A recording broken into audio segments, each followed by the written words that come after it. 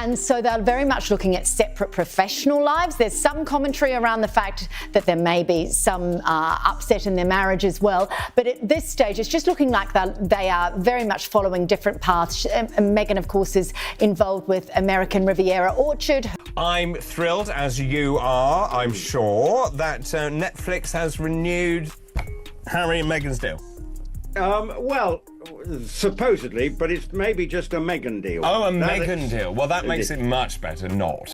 You know, separation at this superficial type level, I suppose. Does that help the substantive credibility issues?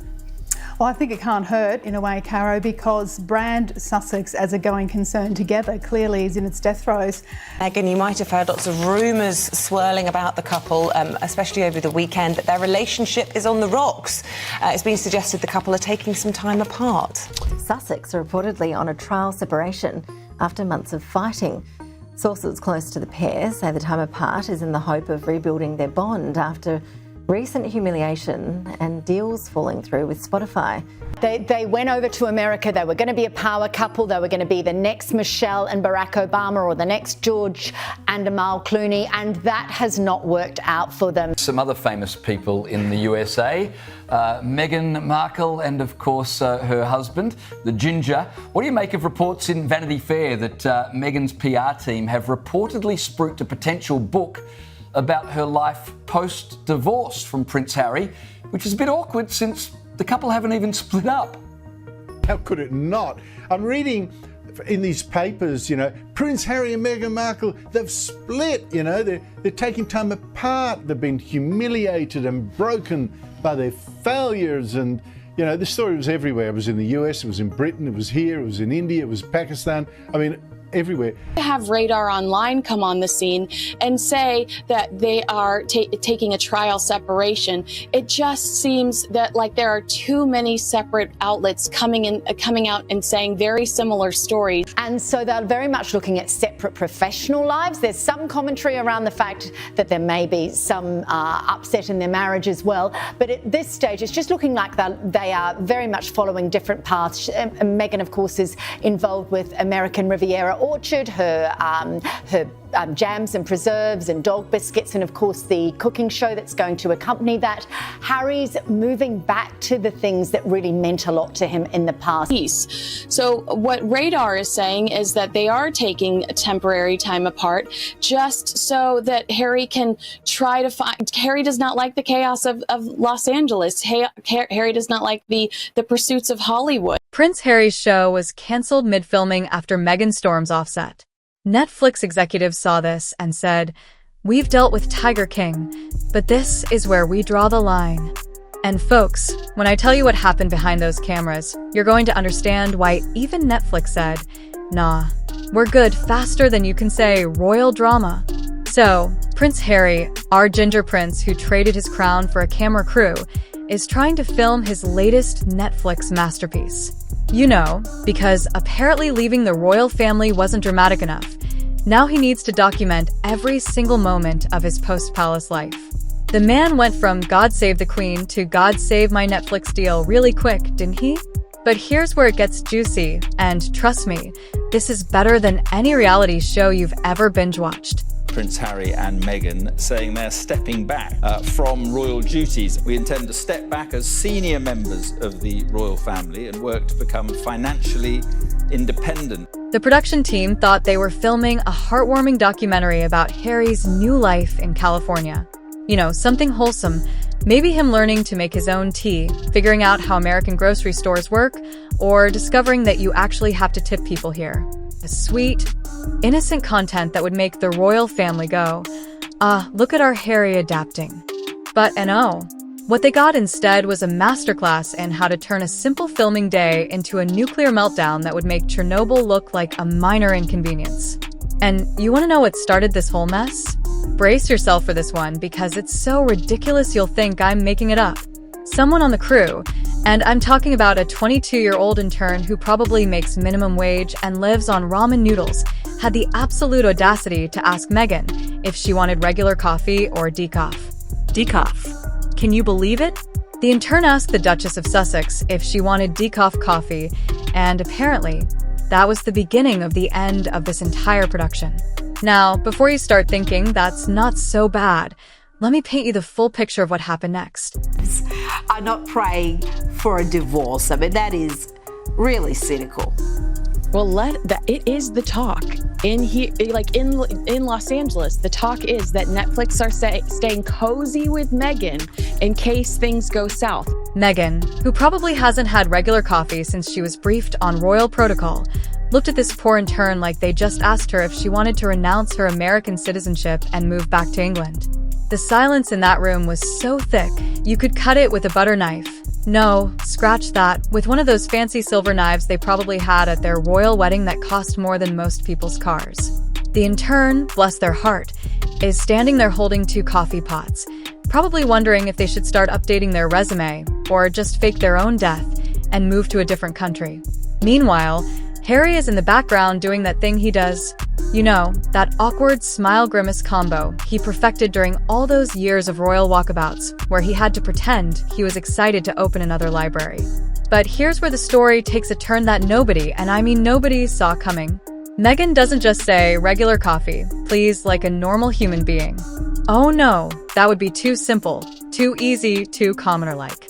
Instead, she launches into what witnesses describe as a 15-minute monologue about coffee preferences, the importance of proper morning routines, and, get this, how the choice between regular and decaf coffee is actually a metaphor for the choices we make in life that define who we are as people. If Harry and Meghan ever get divorced, it would make for an absolute ratings bonanza. Kinsey, surely not. Surely these TV executives are not praying for a divorce. I mean, that is really cynical. The poor intern is still standing there, coffee pots getting cold, probably calculating how much student loan debt they have, and wondering if this is really worth it. The camera crew is looking at each other like, are we still rolling? Should we be rolling? Is this part of the show now? And Harry? Harry is doing what Harry does best. Absolutely nothing while chaos unfolds around him. But wait, it gets better. Because apparently, this coffee soliloquy was just the warm-up act. One of the producers, let's call him Dave because every production team has a Dave, finally works up the courage to politely suggest that maybe they should move on and start filming the actual content they came there for. You know, the content that Netflix is paying millions for? The content that's supposed to make people want to keep their Netflix subscriptions instead of switching to Disney+. Dave approaches Meghan with the kind of caution you'd use when approaching a wild animal and very diplomatically says, Your Grace, whenever you're ready, we'd love to capture some of those beautiful moments we discussed. Simple, right? Professional, respectful, exactly what any reasonable person would expect from a production team.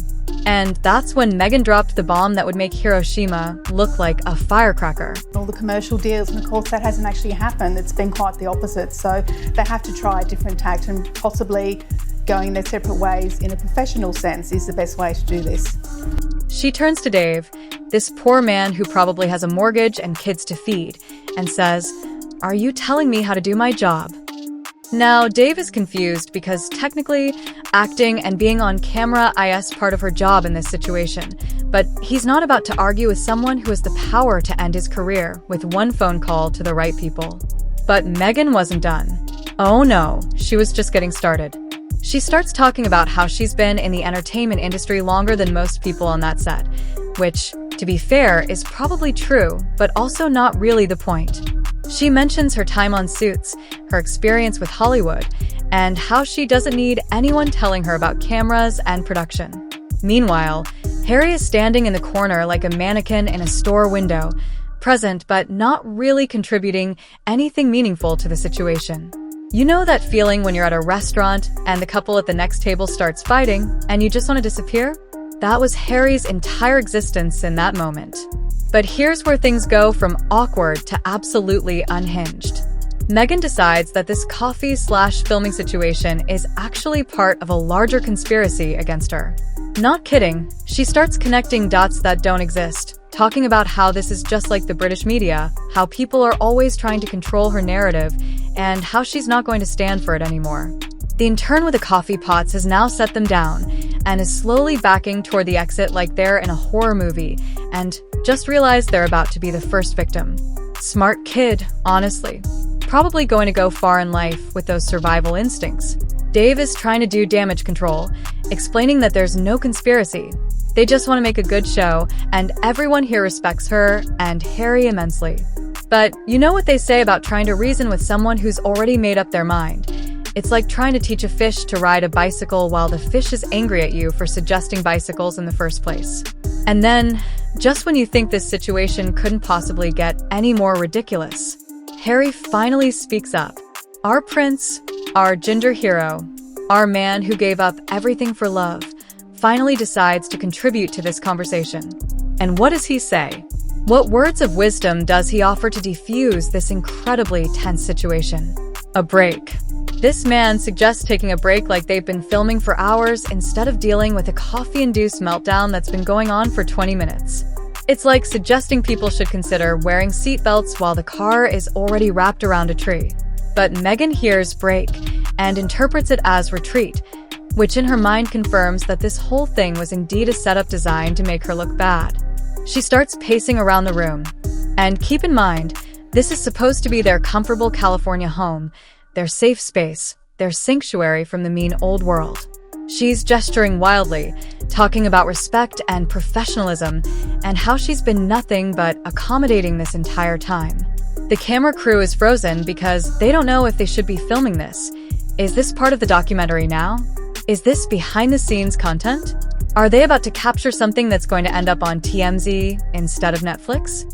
And that's when Meghan made the declaration that ended everything. "I'm done," she announces, throwing her hands up in the air like she just scored a touchdown. "I'm done with this. I'm done with all of you, and I'm especially done with people who think they can come into MY House and treat me like I'm some kind of amateur." Now remember, these people came to their house because Harry and Meghan invited them. This wasn't some paparazzi ambush or unexpected visit from distant relatives. This was a scheduled, planned, contracted filming session that they agreed to, that Netflix is paying them millions for, and that was supposed to be a simple day of shooting some lifestyle content. But logic has left the building faster than Elvis, and Meghan is now in full storm-off mode. She starts marching toward the door, but then stops, because you can't have a proper dramatic exit without the dramatic speech that goes with it. She turns around, looks directly at the camera that's somehow still rolling, and delivers what I can only describe as the most expensive temper tantrum in television history. You want content? Here's your content. This is what happens when people don't know how to treat others with basic human decency. This is what happens when you think you can just show up and make demands. Well, guess what? I don't need this. We don't need this. And Netflix can find someone else to make their little show. And with that, she storms out of the room, leaving behind a trail of confused crew members, one very cold coffee, and Harry standing there like a lost tourist who just missed the last bus home. But wait, there's more. Because Harry, bless his heart, tries to salvage the situation. He starts apologizing to everyone, explaining that Meghan has been under a lot of stress, that this isn't like her, and that maybe they can reschedule for another day. The poor man is doing his best impression of a diplomat trying to prevent World War III, completely unaware that the war is already over and his side just surrendered. Dave, who by now has probably aged 5 years in the span of 30 minutes, very diplomatically explains that they'll need to discuss this with Netflix and figure out next steps. What he doesn't say, but what everyone in that room is thinking, is that there's no way any network is going to risk this kind of chaos again. So, the crew packs up their equipment, loads it into their trucks, and drives away from what was supposed to be a simple day of filming.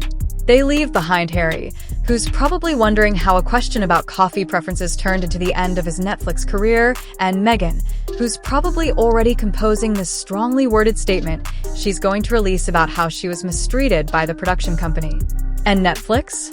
Well, Netflix did what any smart business would do when faced with this kind of liability. They called their lawyers, reviewed their contracts, and decided that some checks are just too expensive to cash, even when you're Netflix and you have more money than some small countries. The official statement was very diplomatic, something about creative differences and mutual agreement to part ways.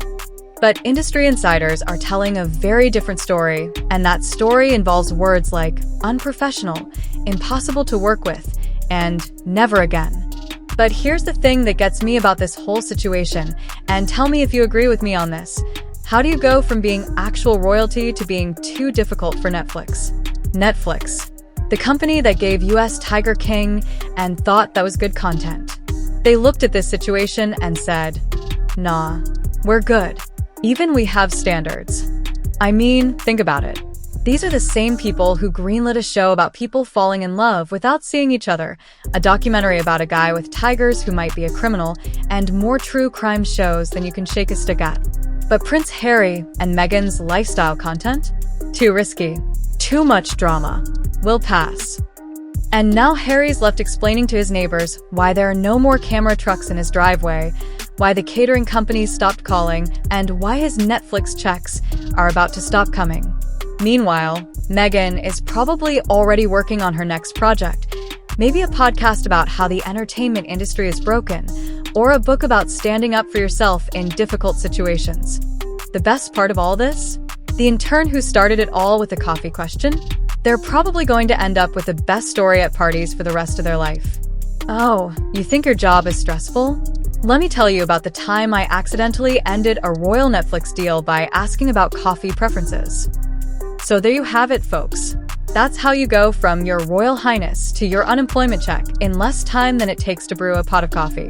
That's how you turn a simple filming day into a masterclass in how not to handle professional relationships.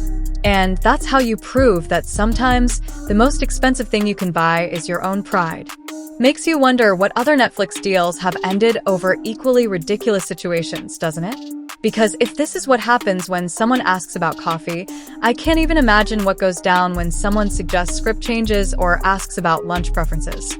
But hey, at least now we know that if you ever want to end a multi-million-dollar deal, all you need is one intern, 2 coffee pots, and a very specific question about caffeine preferences. Who knew destroying your career could be so simple? And that, my friends, is how Prince Harry's Netflix show got cancelled mid-filming after Meghan stormed off set. Sometimes truth really is stranger than fiction, and sometimes fiction couldn't even come up with something this ridiculous if it tried.